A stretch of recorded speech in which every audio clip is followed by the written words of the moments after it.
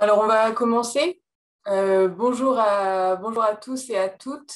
Merci de nous rejoindre pour ce symposium organisé aujourd'hui. Donc, pour introduire ce symposium, déjà un symposium, puisqu'on m'a beaucoup posé la question, une réunion de spécialistes consacrée à un thème scientifique particulier. Et aujourd'hui, avec les différents intervenants qui sont parmi nous, nous allons traiter du thème des forêts anciennes et du changement climatique en prenant le cas particulier de la forêt de Valbonne.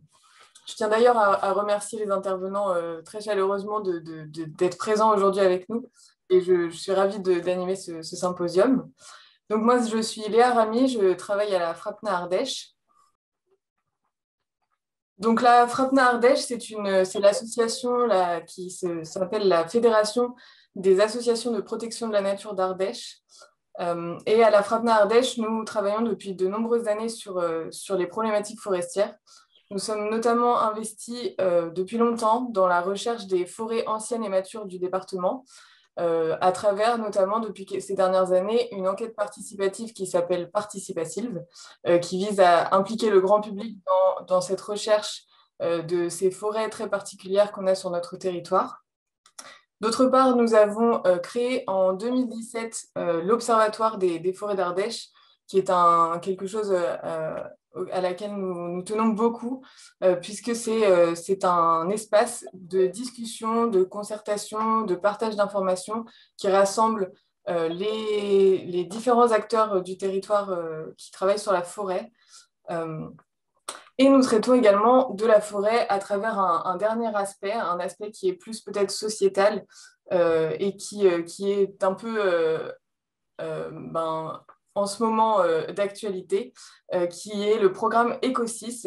Il s'agit de traiter de l'émergence des maladies infectieuses dans le cadre de la gestion des milieux naturels et notamment de la forêt et dans le cadre du changement climatique. Et ceci grâce à une approche complexe.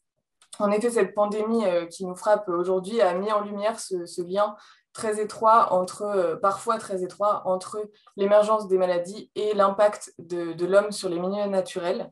Et c'est pourquoi cette problématique nous tient à cœur. Et bien que la France ne soit pas vraiment sujette à la déforestation, nous avons vu à quel point une maladie peut se propager rapidement sur la Terre de nos jours. Et c'est pourquoi nous avons à cœur de traiter cette problématique.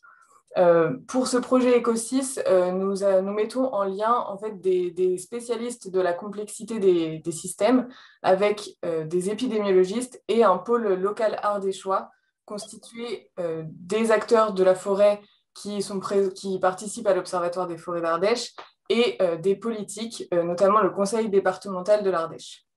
Nous avons d'ailleurs réalisé un webinaire d'introduction à ce programme que vous pouvez visionner sur notre site internet. Sandra, je te laisse le soin de le mettre en lien dans l'onglet Converser pour ceux que ça intéresse.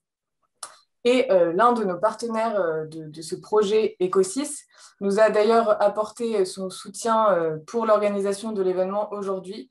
C'est l'association des Amis de la Génération Thunberg.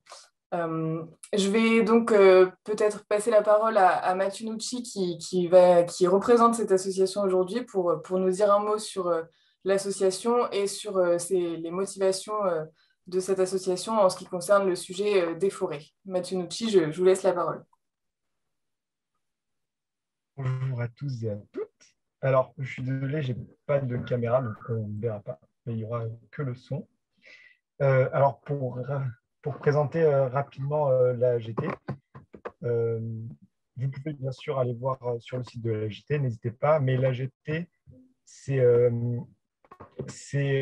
une association qui a pour objectif de nouer un dialogue intergénérationnel entre le monde scientifique en général et les jeunes générations pour répondre aux défis de l'ère anthropocène. Donc ça, c'est vraiment pour moi ce qui va marquer l'AAGT. Et on fait de nombreuses réunions, de nombreux groupes de travail, comme par exemple aujourd'hui. Et personnellement, moi, ce qui me motive sur la forêt, c'est que je m'y intéresse beaucoup personnellement. Et on ne sait pas vraiment ce que c'est en fait la forêt. J'ai lu de nombreux livres sur les forêts, Et par exemple, il y a un auteur qui m'a particulièrement touché, c'est Peter Wohlleben, qui est un forestier et écrivain allemand qui a écrit nombreux ouvrages sur les écosystèmes forestiers. Je pense que beaucoup ici le connaissent. Il a par exemple écrit La vie secrète des arbres ou L'homme et la nature. Et il y a 3 points qui m'ont beaucoup marqué. C'est qu'un être vivant n'est rien sans les autres, que la coopération est une nécessité pour survivre, et qu'en Europe, après avoir détruit la totalité des forêts primaires, on continue de gérer nos forêts comme si c'était un supermarché. L'arbre à lui seul, il ne suffit pas de faire la forêt. Et la plupart des personnes ne connaissent pas la forêt, surtout les jeunes générations, et encore plus chez les quartiers défavorisés. Vous pouvez faire le test à côté de chez vous en croisant un jeune dans la rue, vous demandez quel arbre ou quel oiseau vit dans cet arbre. La plupart du temps, on ne saurait répondre. Et moi-même, je ne sais répondre à cette question. Et du coup, c'est un vrai problème. Et aujourd'hui, l'école ne nous aide pas à y répondre et encore moins les politiques qui ne peuvent pas répondre à cette question. Et donc, voilà pourquoi ce sujet m'intéresse énormément. Et j'espère pouvoir y contribuer et apprendre énormément de choses. Voilà.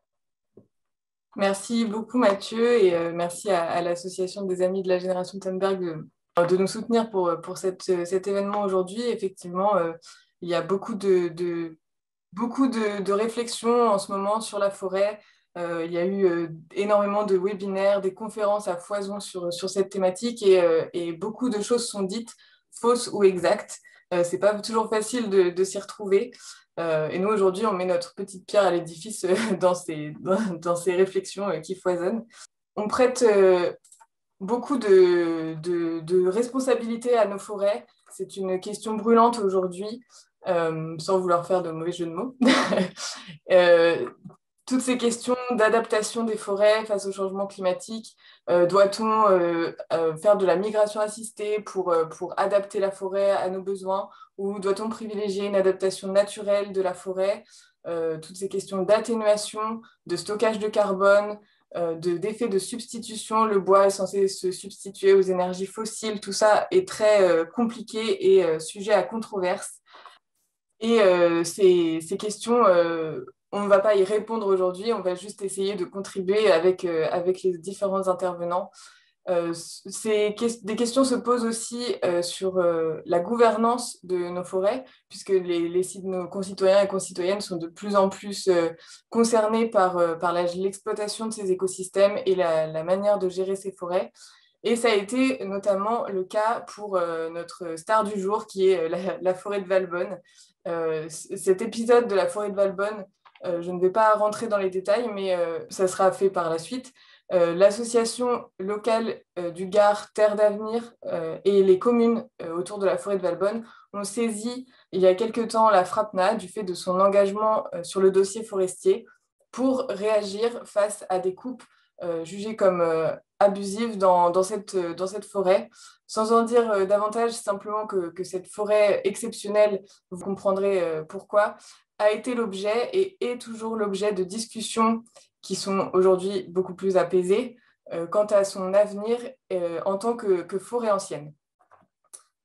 Je vais vous présenter maintenant le programme de ce symposium, le programme de l'après-midi, avec dans l'ordre d'intervention M. Jean-Paul Mandin sur justement cette forêt de Valbonne, son historique et les enjeux, Mme Annick Schnitzler qui va traiter des espèces emblématiques des forêts anciennes, M. Valory sur la protection des forêts anciennes et matures, et enfin M. Ramad sur la nécessité d'un renforcement du statut de conservation des écosystèmes forestiers en France. Chaque intervention durera environ un quart d'heure et seront suivies de 5 minutes de questions. Ces questions seront principalement techniques et de compréhension. On gardera les questions un peu plus larges pour le débat qui suivra après la pause de 10 minutes à 16 heures. Ce débat portera donc sur la gestion des forêts anciennes dans le contexte de changement climatique. Je vais passer donc la parole maintenant à Jean-Paul Mandin, président de la Société botanique de l'Ardèche et membre du conseil scientifique du Conservatoire botanique national du Massif central. Je vous laisse la parole, Monsieur Mandin.